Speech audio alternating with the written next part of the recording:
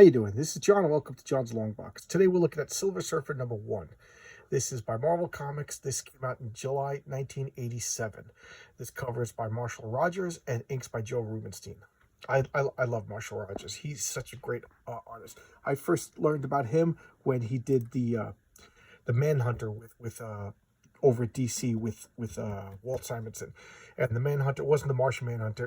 It was like an assassin. Paul Rogers, I think, was the name of the character, and he was an assassin. That was just a great series. I got the reprints. I didn't get the original ones. I'm looking to get the original ones if anybody has them cheap and wants to sell them. All right, but let's get back to the Silver Surfer. All right. Great cover. Let's open it up. And all right, let's name everybody on the cover. We got Norrin Rad, the Silver Surfer. This is Frankie Ray Nova, and they're both Heralds of Galactus. That's Galactus. Galactus was the last survivor of the last universe before the Big Bang, and then he survived the Big Bang, came out, hibernated for a while, for a couple of billion years, opened up, and now he's this planet-destroying giant that goes around. He's so powerful, only the living energy of a planet could sustain his vast hunger. And, of course, we got the Fantastic Four. Who are the Fantastic Four? We got Reed Richards, Mr. Fantastic. We got Susan Storm Richards, the Invisible Woman. We got Jennifer Walters, She-Hulk, and Ben Grimm, the Thing. I love it. Fantastic Four, my favorite comic of all time, and the Thing is my favorite of the Fantastic Four. Okay, so look, here we got space, the final frontier. Space is infinite. And this is bizarre in that the indicia is over here. But we already know what year it is and stuff like that. I hate when it's sideways. I can never read it. Tilting the comics always drove me nuts. And if I remember correctly, how did they do this effect back then? This is before computer-generated comics, stuff like that. If I remember correctly, what they actually did was they put black dots all over the page with ink. So you just put black dots all over the place, and then you reverse it when you print it, and that's how that comes out. That's pretty cool, huh? A little bit of old school technology, and now we just have like asteroids, stuff like that. They're just setting up the scope of everything. And here we have Silver Surfer. If you ask me, that was a waste of 3 pages. And then we have a double-page spread. Okay, the Silver Surfer was created by Stan Lee and Jack Kirby, and this is the first time that I know about a conflict in their work, because they used to work Marvel style. And what is Marvel style? Marvel style is when Stan would come up with an idea, tell the artist, in this case Jack Kirby, what he wanted, and then Jack Kirby would go and draw it. And sometimes it would come back, whatever, I don't know, this time scale, a month later, 2 months later, 3 months later, and then Stan Lee would put in the dialogue. But most of the time, it was like a short synopsis, or maybe even like just like a little written thing. Sometimes it was done orally. And then, so Stan didn't remember the exact story and everything like that. So the artist had to do the art in a way that when Stan Lee went to do the dialogue, he remembered what the story was. So that was the Marvel style. And I thought the Marvel style was excellent in that it forced the artist to become great storytellers. And I haven't talked about this in a while, but storytelling for the artist is not the word. Storytelling is how well that the pictures, when seen in a sequence, convey a story. And Jack Kirby is one of the greatest storytellers in that, they developed this Marvel method in that they could tell a good story without words. And then Stan Lee would be reminded, because he always said he had a bad memory, and fill in the dialogue. Now, guys like, if you ask me, like Bill Sienkiewicz was a terrible storyteller. Great, wonderful artist, but each image, when lined up to each other, didn't convey a story. You relied on the words to tell you the story. Howard Chaykin is like that also.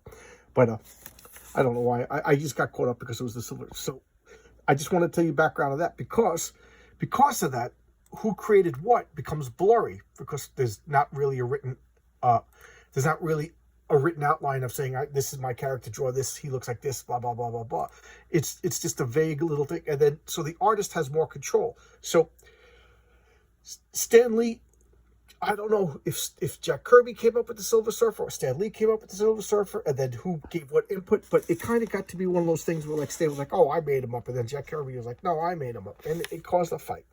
Now, one of the things about the Silver Surfer was he was the Herald of Galactus, meaning well, they'll probably tell the origin of this, but he He came from a world of Zen law, like a perfect, beautiful world. And when he came to Earth, it reminded him of Zen law. And he didn't want to offer it up as food for Galactus. So he fought Galactus. Galactus was like, you like this world? Boom, you stay on this world. So there's an invisible shield that only affects Norrin Rad, the Silver Surfer. And here he is gathering up his speed, and blammo, he hits the shield. That's like just a recurring thing. This is 1987. So since 1965, he's been hitting this shield and getting beat up. You know, keep in mind, it doesn't stop the Fantastic Four from crossing, you know, a certain point. It doesn't stop Rocket's, only him. It's tuned to the Silver Surfer. So now he meets up with the Fantastic Four. And he's just like, I want to get out of here. I want to leave. You know, that's one of the things about Norrin Rad, is he always had a burning desire to explore, to see what was out there. And he's now trapped on Earth. You know, he already helped the Earth. He doesn't regret helping the Earth, but he still has this burning desire. That never went away. And I wouldn't be surprised if Galactus, like, amplified it to increase his torment. And he wants to leave, and he can't. So now he's talking to the Fantastic Four. He's on his little board. And what is the Silver Surfer's powers? Good question, you may ask. His powers are whatever he needs. He's got the power cosmic. So he's like godlike. You know, he can do whatever his will and his focus lets him do, or whatever the plot requires. Power blast, super strength, tangibility. You know, I've never seen him stretch, but I bet you he can stretch. And then he's coated with the silver metallic, like, coating is the only way to describe it, that protects him from all environments, so he could fly around in space. Also note, this is the first time since Fantastic Four 55 where he's drawn without the line, so it looks like he's wearing shorts. So he's just like a silver, anatomically correct male. Okay, so he's built like a Ken doll now, but he doesn't have the shorts. That was like controversial. Does the Silver Surfer wear shorts? You could find forum where people are arguing about that till this day. So now he's talking to, you know, he's friendly with the Fantastic Four. And, okay, he's like, thanks for the help. Geez, I would have, you know, we're going to do all this. You know, we'll help you. We'll try to get you out of here. And then, cram, he's hit by this guy and just falls on the ground. What's going on? He's like, you know, he goes, that fought the strongest guys on Earth last year. So, and I'll finish this. I will finish what I'm saying before I talk about this character. He fought me, he fought Wonder Man, the Hulk, Thor, Colossus, Sasquatch, and he beat us all. So who is this guy? He is the champion. And who is the champion? The champion is one of, I don't know if they're eraser beings or if they're just like a group of beings who give themselves a common name, but they call themselves the Elders of the Universe. And supposedly they're the oldest intelligent beings to arise and live in the universe. So, and each one of them, because living forever can be boring and monotonous, sooner or later they end up focusing and studying and whatever, mastering one discipline. He masters strength and fighting. So he is the strongest being in the universe. And he debuted in a 3-issue limited series called the Contest of Champions. And just to show how powerful he was, he threw a punch on a planet and blew up the planet. You know, I remember as a little kid, that was like, oh my God. You know, I realize how silly it is, but whatever, it's comic books. So he's strong enough to blow up a planet with one punch. Like, him and One Punch Man. You know, that would be a fight. So here he is, Norrin Rad, and the champion, and he wants to fight. And, you know, look at this design. It's kind of silly, but Marshall Rogers can make anything work. So they're fighting. Why are they fighting? Because I've never lost. You know, you ain't kidding me. Nearly killed him. They're fighting. He's like, Milo, get out of here. I'm going to fight. Silver Surfer is vastly powerful. You know, if Silver Surfer can't handle it, if Silver Surfer is going to get beat, then surely the Fantastic Four is going to get beat. So he's just like, you know, Reed says, step back and let's observe. So that's what's going on. They're fighting. Boom. So he's using power blasts and everything like that, and they're fighting. You know, what glory lies in your destruction. So they're just fighting someplace. You know, I don't know if it's the North Pole or the South Pole, but luckily it's in a place that's not populated. Not even that many animals there. And they're just fighting. And he goes, there. And the Silver Surfer beat him, Awakened Champion. And tell me why you came to kill me. So this is what, you know, a rare occasion in the history of the universe. The champion is beaten. Your yes, privilege must be your right as victor, though I'd never be obligated to provide it. I've come to prevent you from disrupting the scroll contest for cosmic domination and casting into slavery of Galactus. What nonsense is this? No nonsense. Perhaps you hadn't heard. Localized you are, but the scrolls have lost their shape-shifting powers. So, yeah, it was there with the East Coast Avenger and whatever. So he's explaining what's going on. The scrolls are now trapped. The scrolls, here, you want a deep dive on the scrolls? Here's some nerdy deep dive on the scrolls. In order to understand the scrolls, yes, we have to understand the Eternals. So, Jack Kirby left Marvel, and then he came back to Marvel around like 75, and one of the comics that he worked on was the Eternals. And what are the Eternals? They are a race of beings that are godlike. They're perfect in every way. They're beautiful. They're physical perfection. They live forever, and they're vastly powerful. Now, if you've seen the Eternals movie, you know that already, but I'm just assuming you didn't see it. And I didn't see the Eternals movie, so I don't know if it changed from the comics. So, there's these beings called the Celestials. They're like space gods. And Jack Kirby gave them the names of angels. So there's like Arishem, Galadog, like Galadriel or something like that. And they each have a specific purpose, like the Elders of the Universe. And they come to world and they test. They find the dominant life form, the most intelligent life form, and they test them. Why? How do they test them? They leave one group alone. That's the control group, because they're good scientists. They make one group perfect. So they're the ultimate imperfection of their particular species. And then they make another group like chaos and mutation, and they're always constantly changing. And then they just stand back and observe and see what happens. So on Earth, the control group dominated the world, and the Eternals kind of like stayed back and you know, kind of kept the machinations of the deviants, the ones that change, and they kind of like balanced each other out, in the control group won. On some worlds, the Eternals won, and they become like grand, ultimate energy wielding beings that like evolve beyond the needs of material and stuff like that. However, with the Skrulls, the deviant race won, and they destroyed off the Skrull Eternals. They killed off the Skrull control group.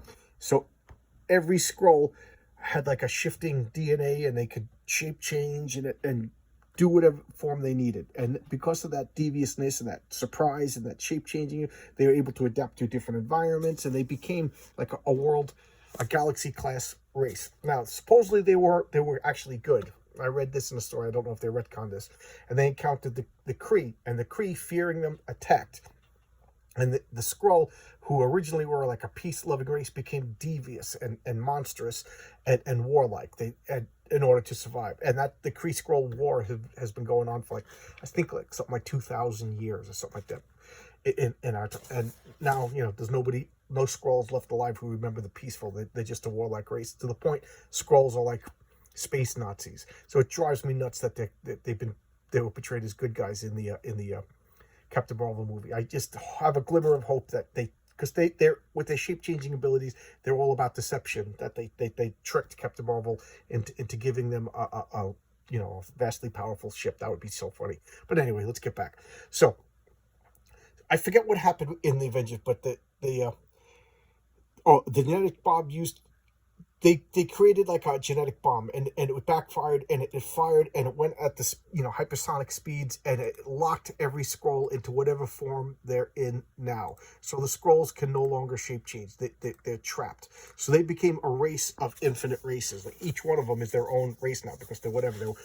Unless there was a large group of them in a sharing the same shape, each Skrull now looks different. I think they fixed that at our point in the present 2021 22 era. I think that's fixed. But anyway, at this point, whatever. So the Skrulls are in chaos, and they're going to punish Galactus, because Galactus came and destroyed and fed upon the Skrull homeworld. And the Skrulls have every reason to hate Galactus. So they have a plot to enslave Galactus. And the champion of the universe doesn't want Norrin Rad to interfere with that. So he's just like, well, how can I interfere with that? I'm stuck on Earth. And the champion's like, what? You can leave whenever you want. And he's like, tell me. He goes, you have to fight me again. So he's like, and I'm leaving. So he's talking about all the fighting. talking about the past of Silver Surfer. This is when he betrayed the Silver Surfer to save Earth. This is Galactus punishing him. And then later on, Dr. Doom came and stole his power cosmic. So here he is riding the surfboard. And then what happened was Dr. Doom tried to fly off into space. He hit the shield that he didn't know about.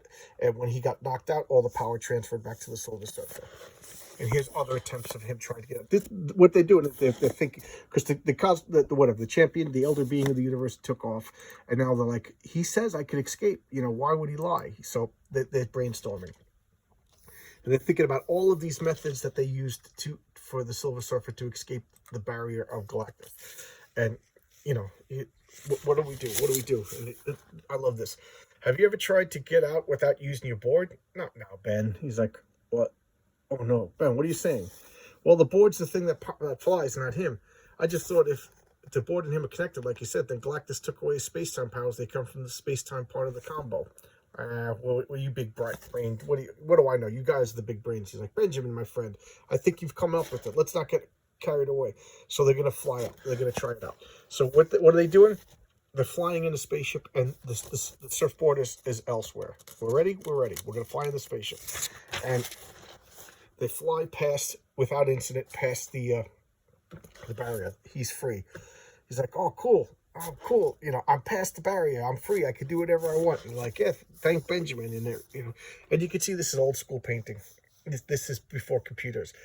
Just, I don't know. I'm old school. I just like this. And I love Marshall Rogers' artwork. It's just such good superhero comic stuff.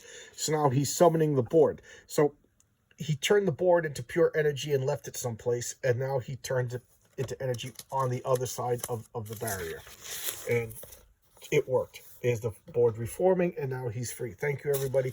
He's going to go off and do what he wishes. And what does he want to do? He wants to find out what's going on with Galactus and the Skrulls. I don't know. Just leave him alone. Let Galactus be captured or whatever. But they always hint that Galactus serves some grand purpose. So whatever. And he's a good kid. So he's flying off, and he's going to save Galactus. And Galactus is like, what are you doing on this side of the barrier? I thought I talked to you. And he's going to punish him.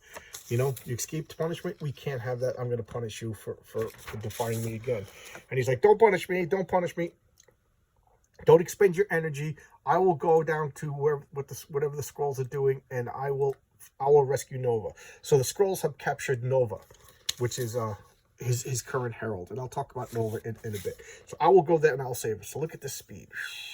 He's just flying through everything, and bashing through everything.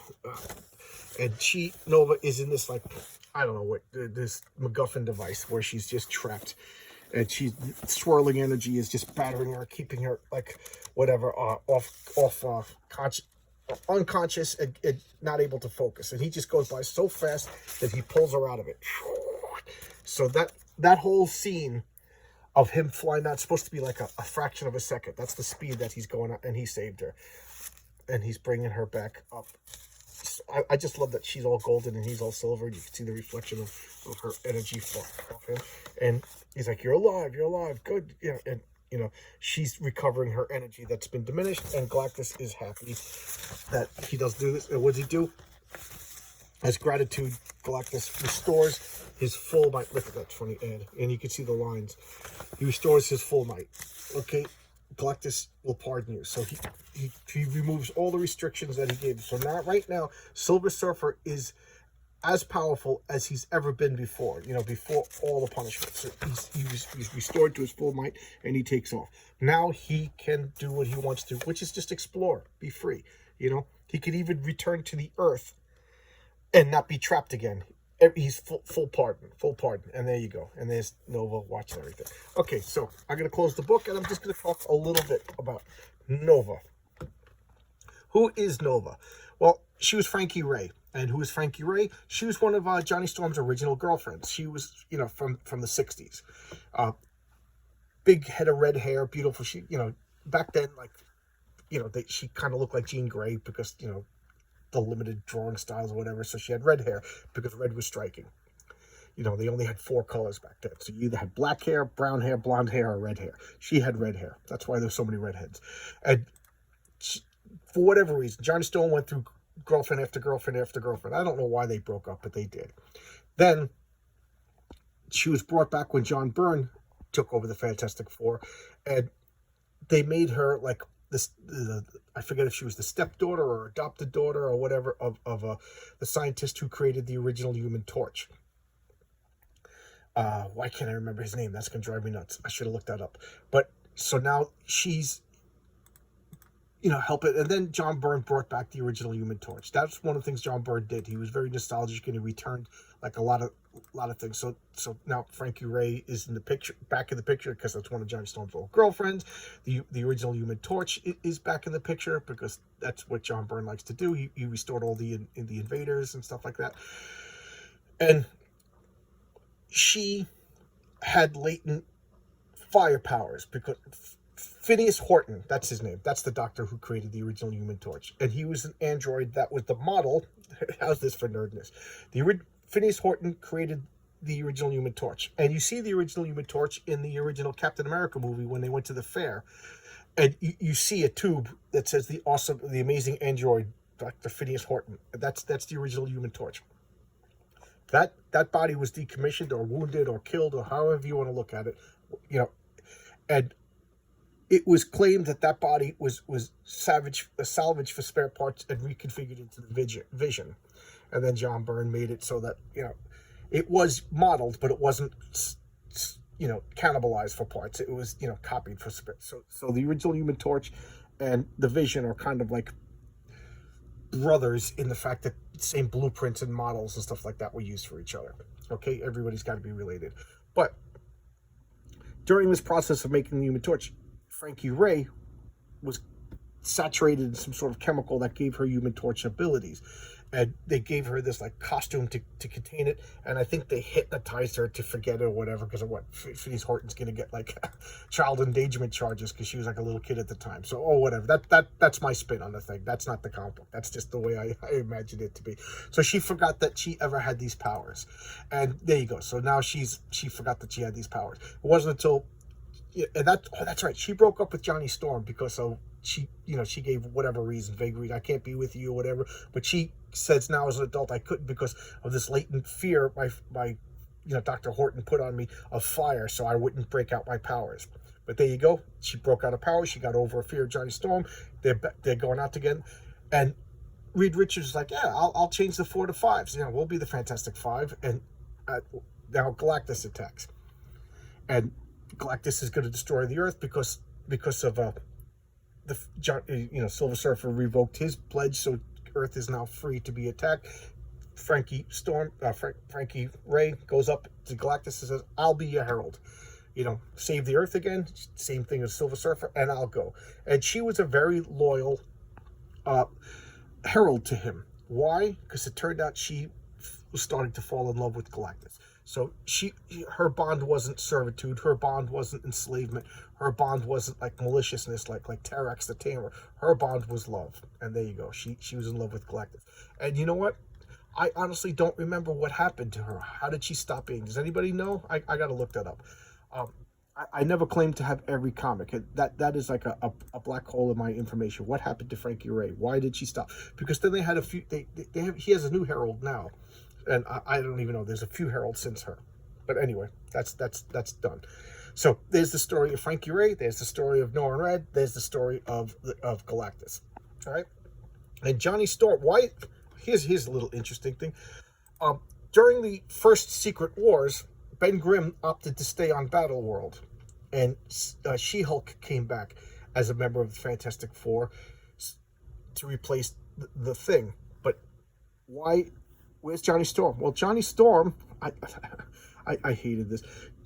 This was one of the few things I hated about John Byrne's run. Was Alicia broke up with the Thing and ended up with Johnny Storm, who got married to Alicia. I don't know. I don't like that. I thought that was just betrayal. That really diminished the Human Torch in my eyes when he took the only woman who loved it's not like he kidnapped her and ensorcelled her or anything. They fell in love and got married. Poor Ben Grimm. I don't know. Don't mess with another man's gal. Johnny Storm, you could have anybody in the world, and you fell in love with Alicia. I found that to be, I don't know, unforgivable. And then when John Byrne left, they retconned it so that she was a Skrull. and she shape changed. Her name was Lita. So Johnny Storm married a Skrull impersonating Alicia. Doesn't make Johnny Storm a better guy. He thought he was marrying Alicia, Ben Grimm's ex. I don't know. You don't do that. That's doing your brother bad, buddy.